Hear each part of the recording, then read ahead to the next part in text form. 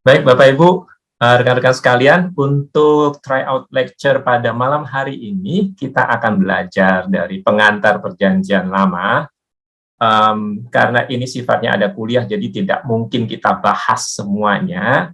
Ini adalah biasanya menjadi bagian pertama, atau katakanlah seperti kuliah pertama dari perkuliahan yang lengkap. Jadi kita hanya lihat sebagian kecil saja dari apa yang disampaikan kepada para mahasiswa di kampus. Kalau misalnya Bapak Ibu mau tahu, benar nggak sih ini yang disampaikan? Saya lihat ada beberapa mahasiswa di sini, jadi bisa tanya ke mereka. Kalau nggak salah ada Pepi, Ibu Pepi di sini yang juga waktu itu ikut.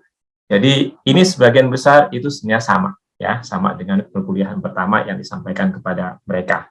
Oke, izinkan saya mulai dengan satu cerita dulu.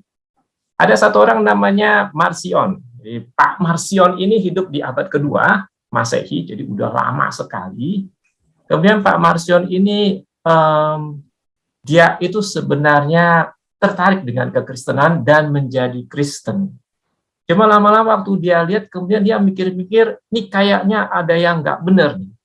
Ada yang dia suka. Jadi ada pengajaran yang dia suka, kemudian akhirnya dia kumpulin pengajaran yang dia suka itu, dia bikin semacam Alkitab sendiri. Ya, jadi Alkitabnya versinya si Pak Marcion. Jadi dia bilang bahwa yang di Perjanjian Baru itu yang benar itu cuman Lukas dan surat-surat Paulus. Yang lainnya enggak begitu pas. Gitu. Dan ditambah lagi, menurut dia Perjanjian Lama itu sama sekali nggak usah dipakai. Ya, Perjanjian Lama jangan dipakai karena itu dia merasa Tuhannya Perjanjian Lama itu beda sama Tuhannya Perjanjian Baru.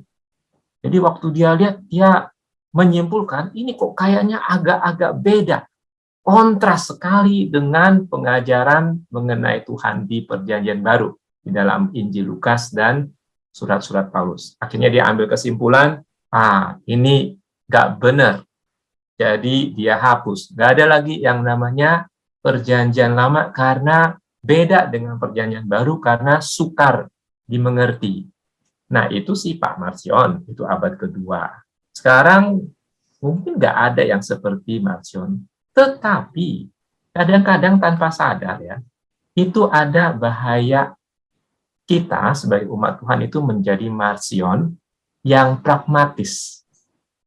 Ya, tanpa sadar kita seperti mengesampingkan Perjanjian Lama di dalam kehidupan kekristenan kita. Ya. Nah, contohnya apa? Memang mosok bener sih kalau kita itu kayak meminggirkan atau mengesampingkan Perjanjian Lama. Nah, ada beberapa hal yang menjadi indikasi. Ini bukan berarti gara-gara ini pasti benar, tapi ada beberapa hal yang menjadi indikasi. Misalnya ya. Karena kan kalau kita lihat, Perjanjian Lama itu cenderung jarang dikhotbahkan dibandingkan Perjanjian Baru. Ya, memang benar, itu kenyataannya agak jarang dikhotbahkan dibandingkan dengan Perjanjian Baru. Kemudian yang kedua, kalau dilihat-lihat, Perjanjian Lama juga itu agak jarang dibaca untuk pertumbuhan rohani di luar Mazmur ya. Biasanya kalau Mazmur itu kita sering pakai karena kita merasa mirip dengan pergumulan dari Mazmur. Tetapi Perjanjian Lama yang lain itu agak jarang dipakai untuk menjadi bagian dari pertumbuhan rohani. Nah, kenapa ini terjadi? Ada beberapa alasan. Misalnya yang pertama, karena fokus kita, iman kita memang adalah pada Kristus. Dan Kristus adanya di Perjanjian Baru. Ya, itu salah satunya. Jadi karena Kristus dan Perjanjian Baru, maka fokusnya adalah di Perjanjian Baru. Nah, yang kedua, Perjanjian Lama tuh kadang-kadang tuh dianggap kurang Kristiani dibandingkan dengan Perjanjian Baru. Jadi misalnya, ada banyak istilah-istilah yang ada itu sebenarnya kalau kita lihat itu datanya dari Perjanjian Baru. Misalnya baptisan, ya. Baptisan itu kan istilah yang kita tahunya, oh itu perjanjian baru. Kata Kristen, oh itu perjanjian baru. Kata gereja atau eklesia, oh itu perjanjian baru. Misi, ya di perjanjian lama ada misi, tetapi kita lebih sering lihatnya misalnya di Kisah Rasul. Istilah diaken atau diakonos, kemudian istilah Roh Kudus, keselamatan, Injil, dan seterusnya. Kalau kita lihat semua itu, maka itu semua adalah istilah-istilah yang ada di perjanjian baru. Jadi, kadang-kadang tanpa sadar, di antara jemaat, pasti tidak semua, tapi di antara jemaat melihat perjanjian lama itu kayaknya kurang Kristiani. Nah, kurang Kristiani. Nah, alasan yang lain juga, yang juga sering dipakai adalah hukum dan ajaran perjanjian lama itu kok kayaknya udah kuno dan nggak berlaku lagi.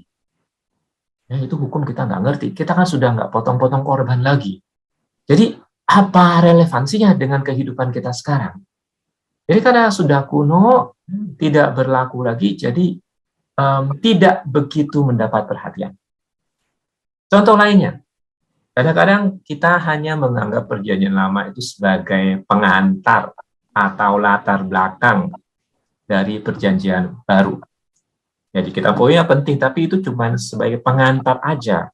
Yang utama itu perjanjian barunya. Ya. Nah, masih ada lagi contoh lain, alasan lain. Banyak bagian perjanjian lama yang harus kita akui itu susah dimengerti. Ya, baik dalam hal nilai-nilai kekristenan ataupun misalnya manfaat rohani. Contoh, di perjanjian lama misalnya di Bilangan itu ada sensus penduduk. Di Tawarik itu ada silsilah. Kadang-kadang waktu kita baca mungkin bingung, ini manfaat rohaninya apa ngafalin nama-nama? Ya. Emang ada manfaat rohaninya? Kan kadang-kadang membingungkan. Kemudian waktu kita lihat perjanjian lama itu banyak perang. Bagi kita yang mungkin hidup dengan banyak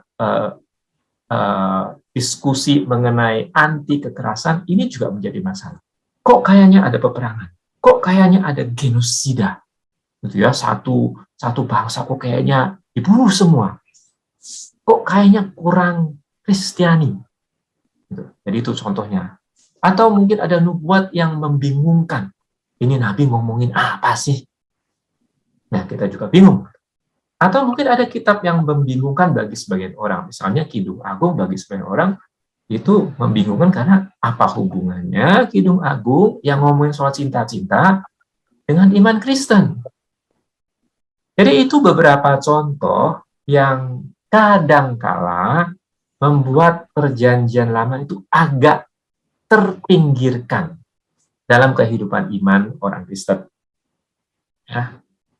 Tapi meskipun itu agak terpinggirkan dengan berbagai alasan tadi, tetap kita harus belajar bagian Alkitab yang perjanjian lama itu. Ada beberapa alasan. Nah, yang pertama, kalau misalnya kita lihat,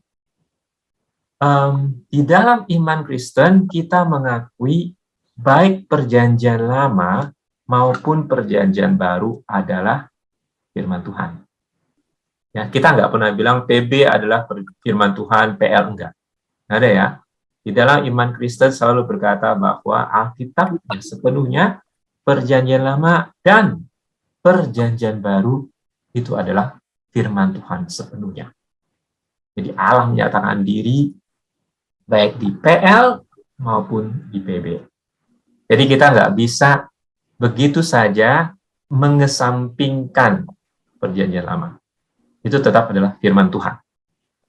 Yang kedua, kalau kita lihat ya, sebenarnya kalau mau dihitung-hitung, 3/4 bagian itu dari Alkitab kita itu sebenarnya adalah perjanjian lama. Perjanjian baru itu cuma 1/4. Jadi kita nggak bisa meminggirkan yang banyak itu. Itu banyak dan bukannya karena susah kemudian di pinggiran, tetapi justru harus semakin dimengerti. Semakin dipelajari. Oke. Yang ketiga, kalau kita pikir-pikir ya, waktu zamannya Tuhan Yesus, sebenarnya Alkitab yang dibaca itu yang mana? Maka kalau kita lihat, maka yang dibaca itu sebenarnya adalah perjanjian lama. Jadi ketika Tuhan Yesus membaca, maka Alkitab yang ada waktu itu, isinya tuh cuman perjanjian lama. Ketika para rasul berbicara mengenai firman Tuhan, itu sebenarnya berbicara mengenai perjanjian lama. Ya, jadi kita nggak bisa merasa lebih hebat dibandingkan Tuhan Yesus dan para rasul. Mereka aja tetap mendasari kebenaran firman Tuhan juga melalui perjanjian lama. Ya, itu 3 hal. Dan yang terakhir, kita hanya bisa benar-benar memahami PB melalui PL. Jadi, ada banyak hal di PB yang baru bisa kita mengerti beneran kalau kita baca PL.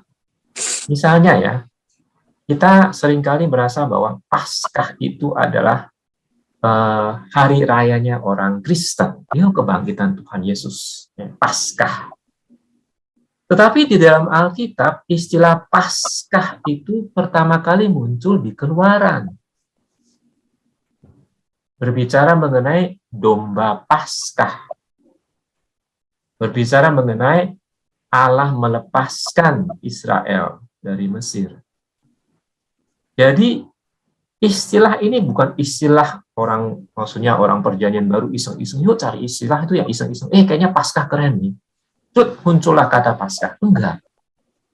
Ini istilah Paskah dan perayaan Paskah itu sudah ada di perjanjian lama, berbicara mengenai pembebasan orang Israel.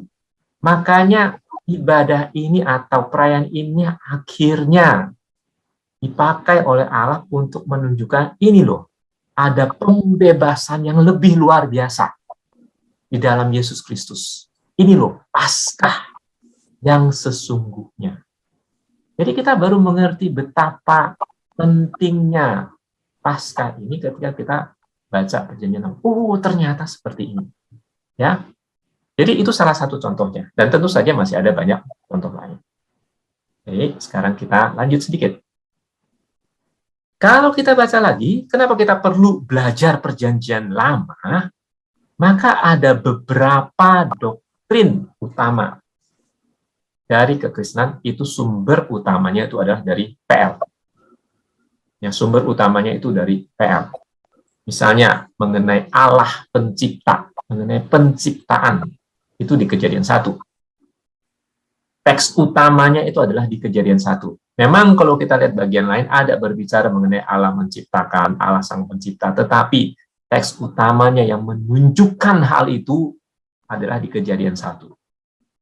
Jadi nggak mungkin kita mengerti esensi mengenai Allah pencipta hanya dari perjanjian lama. Nah, jadi itu satu. Contoh mengenai Allah adalah pencipta. Contoh yang lainnya adalah manusia dan kejatuhannya. Sekali lagi, meskipun ada banyak bagian Alkitab yang berbicara mengenai kejatuhan manusia, tapi teks utama yang kita lihat kejatuhan pertama manusia itu ada di Kejadian 3. Jadi sekali lagi kita nggak bisa lepas dari perjanjian lama. Contoh yang lain lagi adalah misalnya istilah covenant atau perjanjian. Istilah ini pun itu juga dari perjanjian lama, nggak cuma tiba-tiba muncul di perjanjian baru. Jadi kita harus ngerti, ini maksudnya apa perjanjian. Nanti kalau bisa ada waktu kita bisa diskusi sedikit aja mengenai hal ini. Ya. Kemudian yang terakhir, mengapa perlu mempelajari perjanjian lama? Karena sejarah keselamatan atau karya Allah itu nggak dimulai dari perjanjian baru. Nggak tiba-tiba karya keselamatan itu muncul. Enggak. Itu sudah mulai jauh dari perjanjian lama. Makanya seringkali kalau kita lihat di perjanjian baru, maka genaplah yang dijanjikan Allah. Atau genaplah firman Tuhan yang berkata. Kenapa? Karena dari PL udah dikasih tahu, udah dijelaskan, udah dijanjikan. Jadi itu adalah satu kesatuan. Nggak bisa kita pisah-pisah. Nah, jadi itu beberapa alasan kenapa kita perlu mempelajari perjanjian lama, meskipun perjanjian lama itu kesannya memang lebih susah dimengerti dibandingkan perjanjian baru. Sekarang kita lanjut sedikit. Nah, nanti kalau misalnya kita sudah masuk, maka kita, kalau misalnya ditanya, apa sih yang dipelajari? Maka ada beberapa hal yang akan dipelajari ketika kita belajar kuliah pengantar PL. Ya, ini ada beberapa tema yang akan dibahas bersama-sama di kuliah-kuliah selanjutnya. Yang pertama adalah mengenai natur dari perjanjian lama sendiri. Jadi di sini membahas mengenai mengapa perjanjian lama. Saya nggak tahu ya, Bapak Ibu pernah kepikirannya, itu Alkitab kita itu unik gitu. Ada PL, ada PB. Kenapa nggak dihapus aja semuanya jadi satu? Udah Alkitab aja. Kenapa ada PL? Kenapa ada PB? Terus kenapa namanya itu perjanjian lama dan perjanjian baru? Apanya yang lama? Apanya yang baru? Kapan janjinya? Siapa yang janji? Itu hal-hal yang menarik yang bisa kita pikirkan. Karena nama yang kita terima sekarang yaitu Alkitab kita ada dua bagian, perjanjian lama, Old Testament, perjanjian baru, New Testament. Ya, jadi kita di dalam kuliah-kuliah selanjutnya itu akan bahas mengenai natur perjanjian lama, mengapa disebut perjanjian lama, maksudnya apa. Kemudian berbicara, kita juga akan diskusi mengenai kanon, apa-apa aja, kitab mana aja yang masuk di dalam Alkitab. Dan tentu nanti akan ada pertanyaan misalnya, bagaimana dengan istilah deuterokanonika. Tapi ini kita nggak bahas hari ini ya, ini di kuliah berikutnya. Ya, jadi kalau misalnya Bapak Ibu mau diskusi mengenai hal ini, silakan ikut kuliah di STTA. Oke, saya hanya kasih contoh yang pertama aja. Contoh yang pertama mengenai mengapa perjanjian lama. Nah, istilah perjanjian lama itu kalau misalnya kita lihat itu diambil dari, kalau misalnya di Inggris itu namanya itu covenant. Tetapi kadang-kadang diganti dengan istilah testament. Makanya di bahasa Inggris itu ada Old Testament, New Testament. Mereka nggak pakai istilah covenant, tapi pakai istilahnya testament. Itu dari bahasa Latin testamentum. Ya, ada testamentum. Jadi ada Vetus Testamentum, ada yang New Testamentum. Jadi yang perjanjian lama dan perjanjian baru. Kalau misalnya kita lihat Ibrani, Yunani, dia juga ada istilahnya. Nah, istilah ini tentu waktu kita lihat di perjanjian lama, di kitab-kitab perjanjian lama, itu ada kisah Allah melakukan perjanjian dengan orang-orang tertentu. Ini misalnya Allah berjanji kepada Nuh, yang nggak akan ada lagi air bah, kemudian pakainya pelangi. Allah mengadakan perjanjian dengan Abraham, misalnya terkenal itu Kejadian 12, Abraham akan diberkati, kemudian dari anak cucunya akan menjadi berkat. Allah berjanji dengan umat Israel di Sinai, itu di Keluaran. Allah juga ada perjanjian dengan Daud, dari keturunan Daud akan akhir raja, dan itu kerajaan yang tidak akan berakhir. Nah, itu perjanjian.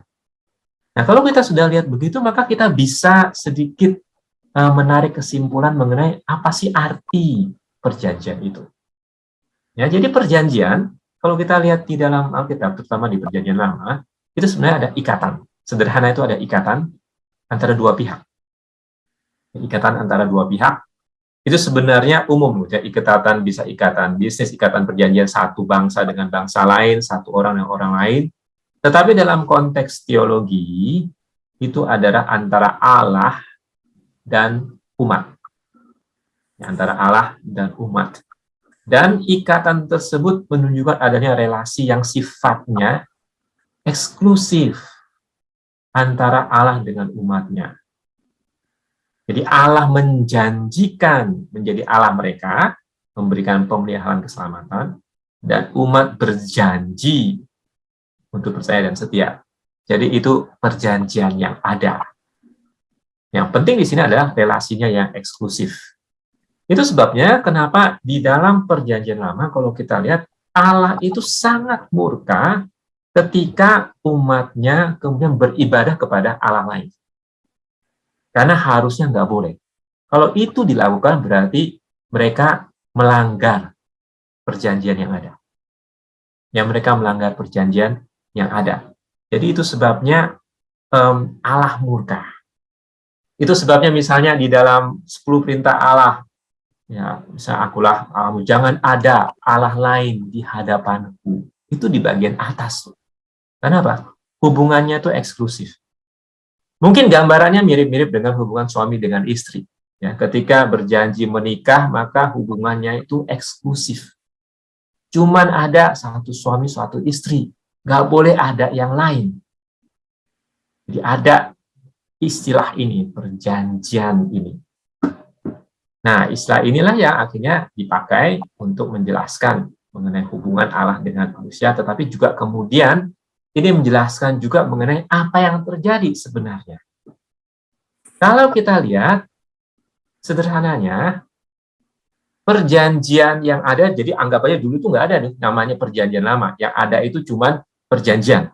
Jadi yang ada itu memang cuma perjanjian, jadi perjanjian antara Allah dengan umat. Tapi kemudian apa yang terjadi, kalau kita lihat sejarahnya, kan umat ini ngeyel.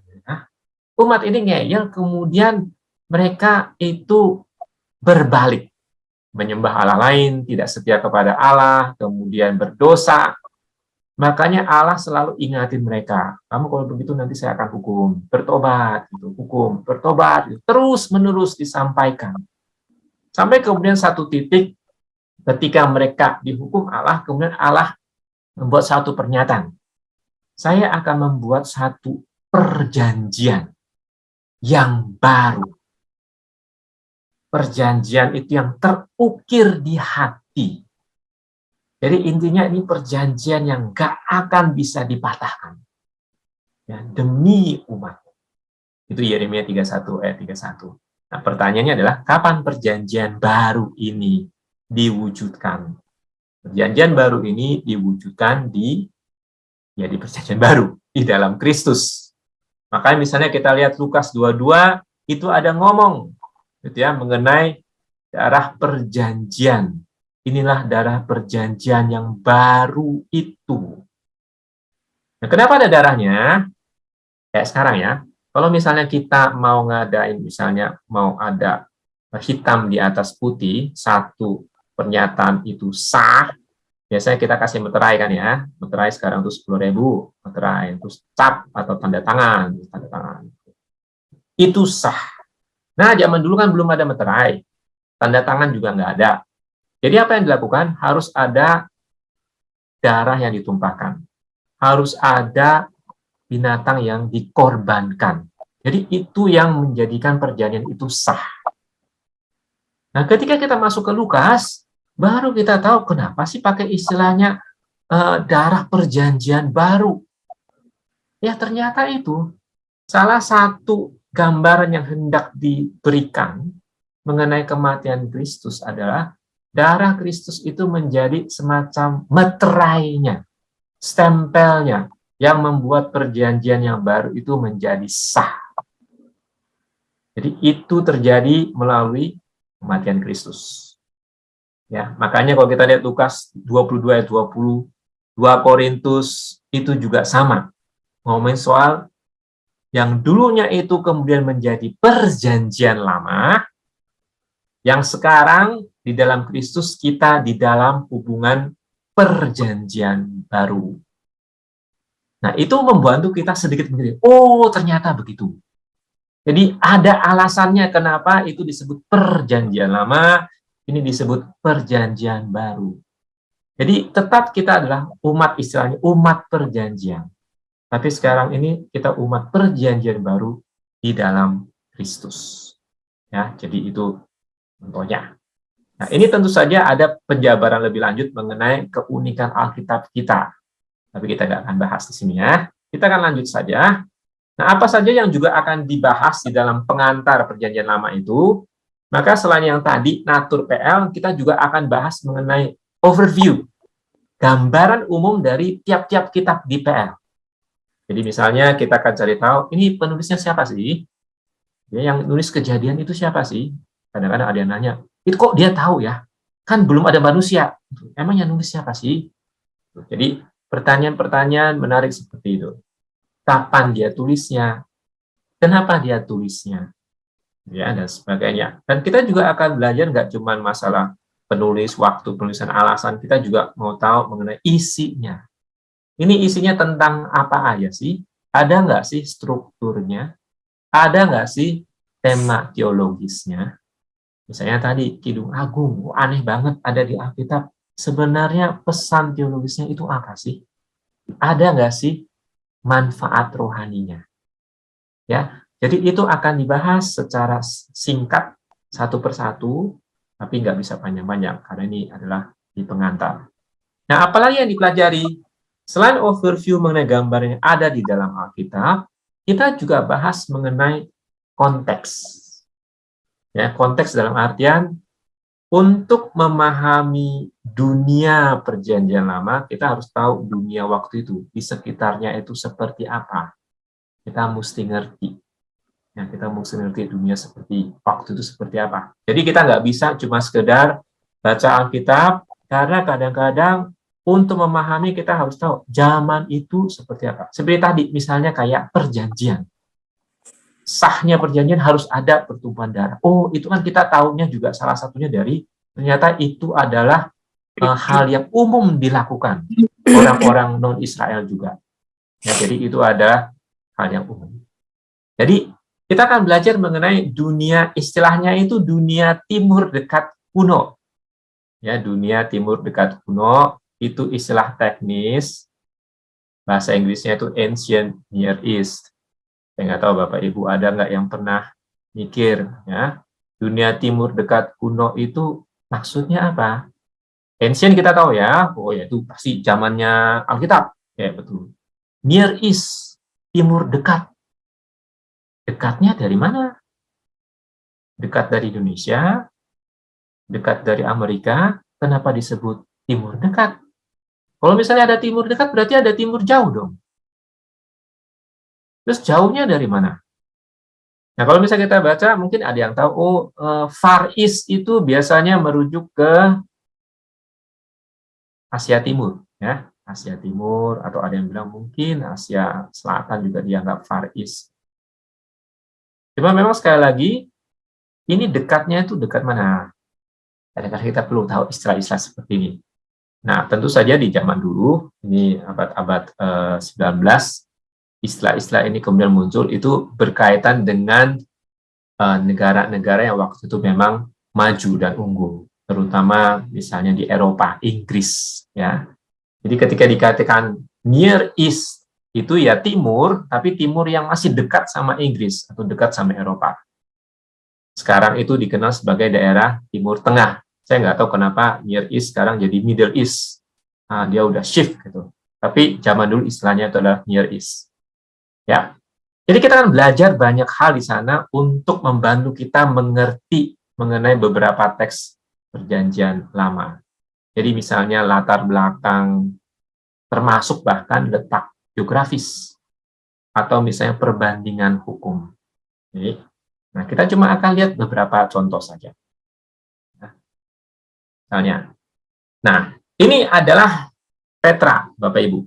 Mungkin sebagian kita pernah lihat, bahkan mungkin sebagian kita pernah pergi. Kalau yang sudah pernah pergi, pasti akan lihat, oh, ini tempatnya luar biasa sekali. Ini gede banget ya. Jadi ini ada kudanya di bawah sini. Itu kecil. Ini binatangnya di bawah, ada orangnya di bawah. Ini asli ya, bukan mainan ya. Ini asli. Jadi ini gede banget. Jadi ini adalah bangunan yang dibangun, di-carve gitu ya, dari gunung batu. Itu daerah yang pegunungan. Dan di dalamnya itu jauh masuk ke dalam, dan di dalamnya itu ada bangunan-bangunan seperti ini. Nah, bangunan ini sebenarnya adalah, atau daerah Petra ini, sebenarnya adalah ibu kota dari kerajaan disebut kerajaan Nabath, atau orang-orang Nabateans. Nah, ini memang dari abad keempat sebelum Masehi. Jadi itu agak-agak udah setelah perjanjian lama. Tetapi secara tradisi daerah ini, Petra dan sekitarnya, itu dulu adalah daerah kekuasaannya Edom. Esau, ya, daerah kekuasaannya Edom. Jadi Edom juga menempati daerah dengan letak geografis yang mirip-mirip seperti ini. Nah, itu sebabnya kadang-kadang waktu kita lihat di Alkitab, maka ada ketika nubuat mengenai Edom, ada sedikit banyak berbicara mengenai konteks letak geografis mereka. Jadi misalnya ya, sikapmu yang menggemetarkan orang memperdayakan engkau, dan keangkuhan hatimu, ya engkau tinggal di liang-liang batu, yang menduduki tempat tinggi bukit.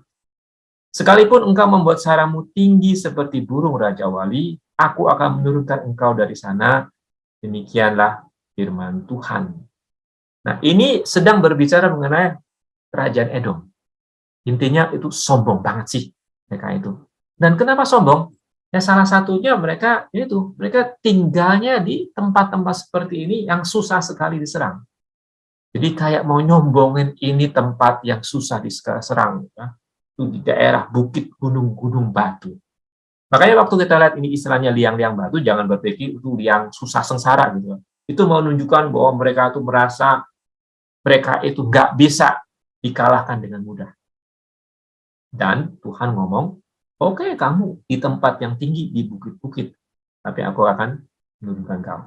Nah, waktu kita ada gambaran geografis seperti ini, maka kita menjadi semakin ngerti, oh ternyata ini maksudnya. Jadi mengerti.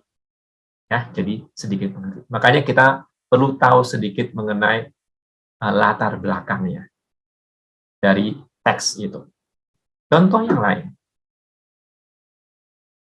Ini juga cukup terkenal, namanya hukum Hammurabi. Hammurabi itu adalah seorang raja bangsa Amori. Jadi harusnya yang duduk di sini ya. Bisa raja duduk kan.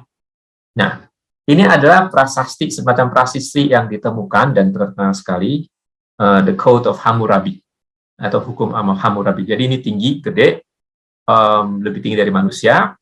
Di atasnya ada gambar ini, kemudian di bawahnya ini tuh ada banyak tulisan perintilan kecil-kecil. Nah, ini dibesar itu seperti ini. Ini tulisan paku ya.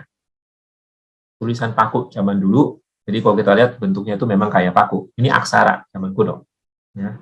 Cuneiform namanya. Aksara zaman kuno. Dan di dalam aksara paku ini dicatat sekitar hampir 300 hukum. Macam-macam hukumnya.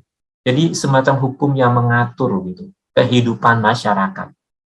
Nah, kita nggak bisa baca semua hukum-hukumnya, tapi kita akan lihat dua contoh jenis hukum yang mirip-mirip sebenarnya. Saya pakai yang bahasa Inggrisnya. Ini adalah hukum ke 196. Ya. 196.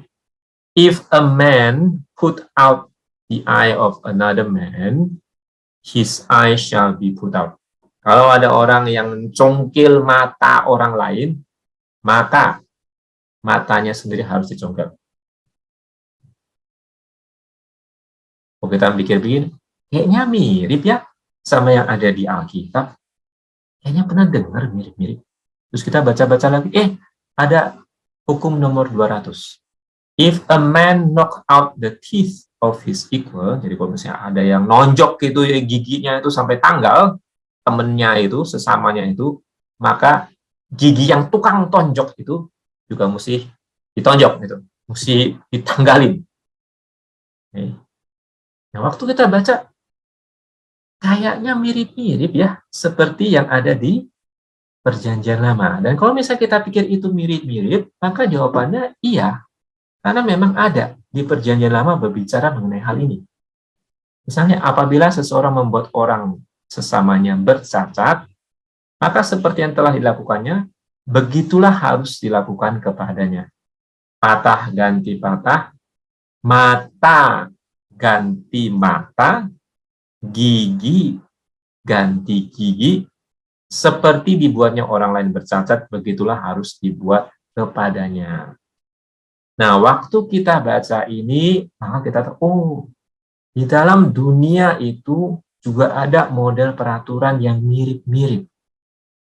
Ya, ada peraturan yang mirip. Jadi memang kita nggak bisa ngomong, oh itu spesial, ada di Perjanjian Lama.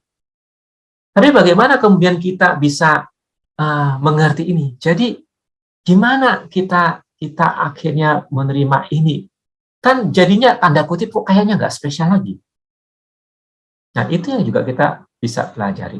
Di satu sisi, itu menunjukkan bahwa apa yang dikatakan di Alkitab itu memang benar-benar sudah ada di zaman dulu. Karena ada yang bilang, oh yang tulisan Alkitab itu mah bukan kuno, itu belakangan baru orang buat-buat hukumnya. Justru dengan adanya macam-macam hukum itu menunjukkan enggak loh. Bukti arkeologis membuktikan ini dari zaman kuno sudah ada. Itu salah satu hal yang bisa kita ambil dari sini. Dan tentu saja hal lainnya adalah berbicara mengenai sumbernya. Nanti akan banyak berbicara mengenai siapa yang menjadi sumber hukum itu. Kalau misalnya bangsa-bangsa lain ya tentu saja dewa-dewinya. Ya, tetapi di dalam Perjanjian Lama itu selalu ditekankan itu dari Allah. Ya, dari Allah. Ya, ini cuma beberapa contoh. Kita nggak bisa bahas terlalu panjang. Oke. Selain mengenai dunia timur dekat kuno, kita juga akan belajar, kalau misalnya di pengantar Perjanjian Lama itu, mengenai pengantar Perjanjian Lama dan konteks masa kini. Jadi kita akan lihat transmisi naskahnya, zaman dulu nggak ada mesin fotokopi, apalagi soft copy. Jadi gimana itu bisa ya selamat sampai sekarang. Kemudian penerjemahannya, kemudian pesan teologisnya, itu juga kita akan bahas untuk terutama konteks jemaat saat ini, aplikasinya, kaitannya dengan formasi spiritual. Misalnya contohnya, manfaat rohani dari membaca macam-macam ritual korban di imamat itu apa sih? Apakah itu untuk pengantar tidur? Karena terus terang ya Bapak Ibu ya, misalnya kita diskusi dengan jemaat gitu, biasanya waktu tanya, pernah coba baca Alkitab dari awal? Pernah. Seru nggak? Seru. Kejadian seru ya. Kejadian itu seru gitu. Ceritanya, karena dia bentuknya cerita seru. Sampai ke keluaran, oke, masih seru. Ya, awal-awalnya itu banyak cerita. Begitu masuk imamat itu blas. Bingung. Ini apaan? Ini maksudnya apa? Apa hubungan sama saya? Rata-rata yang saya tanya selalu gagalnya itu di imamat. Nah, bukan berarti sekali lagi gara-gara itu kita nggak mau baca. Justru kita harus cari tahu ini apa sih manfaat rohaninya. Karena apa? Ini firman Tuhan. Nggak mungkin itu Tuhan berikan terus nggak ada gunanya. Kita menerima PL dan PB sebagai firman Tuhan. Bagian kita adalah mesti sabar, pelan-pelan dikali cari tahu. Jadi itu yang akan dipelajari di pengantar PL. Oke. Dan apalagi yang dipelajari tentu saja salah satunya karena kita hidup di Indonesia, konteks Indonesia, maka itu perlu ada kaitannya dengan pergumulan di Indonesia. Ada banyak tema yang bisa dikaitkan. Ya, paling sederhana misalnya masalah kepercayaan dunia roh dan mistik. Bahkan kalau misalnya kita lihat di Kejadian 1 pun, itu sebenarnya sangat relevan dengan kondisi di Indonesia. Zaman dulu ada banyak cerita-cerita mengenai penciptaan di zamannya Perjanjian Lama. Itu macam-macam ceritanya. Tapi intinya ceritanya itu biasanya adalah dewa-dewi berantem lah, manusia itu adalah efek samping lah, manusia diciptakan dari sisa-sisa, misalnya darahnya atau dari tubuhnya dewa lah, dimanfaatkan lah, dan sebagainya. Tetapi Alkitab bilang bahwa penciptaan itu baik adanya, Tuhan menciptakan, nggak ada berantem-berantemnya. Baik adanya. Ya, dan semua yang ada, matahari, bintang, dan sebagainya, itulah ciptaan Tuhan. Karena di zaman dulu dan bahkan masih sekarang, bintang matahari itu dianggap sebagai pujaan, sesembahan. Makanya bahkan Kejadian 1 pun itu penting bagi banyak konteks di Indonesia. Yang percaya bahwa, oh ini gunung ini ada penunggunya, oh ini ada penunggunya, hutan ini ada penunggunya, hati-hati sama matahari, hati-hati sama bintang. Karena menurut mereka itu serem. Tapi kalau kita lihat Alkitab, itu semua ciptaan. Cuman ada satu pencipta. cuman Allah, Sang Pencipta. Jadi itu bisa kita pakai sebagai contoh untuk menjawab tantangan yang dihadapi di Indonesia. Ya, itu contohnya. Jadi ini beberapa hal yang bisa dipelajari, tetapi untuk detailnya kita harus mengikuti kuliah berikutnya. Jadi demikian kuliah pada hari ini. Kalau misalnya ada pertanyaan, boleh silakan. Sudah ada di Q&A-nya, nanti Pak Hani yang akan pandu. Ya, terima kasih.